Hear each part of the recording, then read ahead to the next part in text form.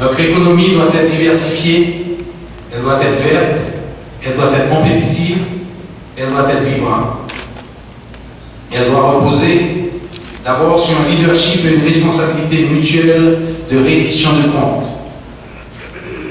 Il faut un partenariat solide entre les secteurs privés, civils et publics pour permettre au pays d'aller de l'avant. Elle devra reposer sur une décentralisation qui est animée d'une croissance équitable. La croissance sociale et économique doit inclure toutes les régions du pays, tous les secteurs et toutes les couches sociales, afin de réduire l'extrême pauvreté dans les zones rurales d'Haïti. Elle doit reposer sur un engagement ferme à la modernisation. Les secteurs privés et publics doivent s'engager et être prêts à laisser de côté les façons de faire des affaires et de gouverner du passé. Elle doit se reposer également sur le renforcement des capacités étatiques. La relance de l'économie et le programme de modernisation de notre pays ne doit pas se faire par un affaiblissement des capacités étatiques et elle doit être gérée par un leadership haïtien. Elle doit viser à l'indépendance de l'aide internationale, de telle sorte que la nation soit de moins en moins dépendante de la communauté des bailleurs pour son financement et son soutien.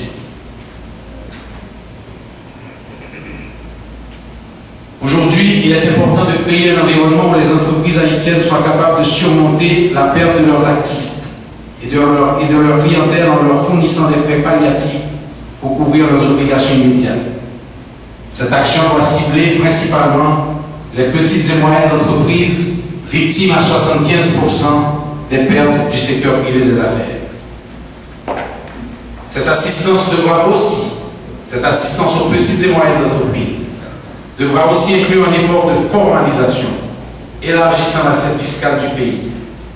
S'il est important que le secteur dit informel retrouve la voie de la régularisation, notre secteur privé formel doit de manière solennelle prendre l'engagement de respecter les lois du pays et de faire face à nos responsabilités citoyennes et fiscales. Cet effort doit être complété finalement par des efforts du secteur public pour combattre la contrebande et la sous-évaluation qui gênent nos activités tous les jours.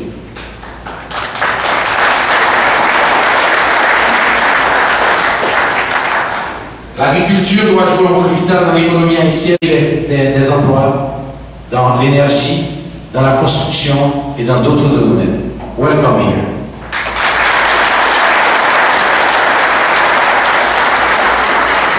Monsieur le Président, nous vous apportons ce soir nos idées, notre énergie, nos rêves, pour enrichir celui de votre gouvernement, en vue d'aboutir à un plan de développement national, réaliste et révolutionnaire. Nous sommes disposés, dans un partenariat solide et fait de respect mutuel, à vous apporter une coopération sans réserve, en vue de réussir non seulement la démarche de recherche du support international le 31 mars, mais aussi et surtout la mise en place de structures qui renforcent l'intégrité et le résultat de nos actions. Je vous remercie.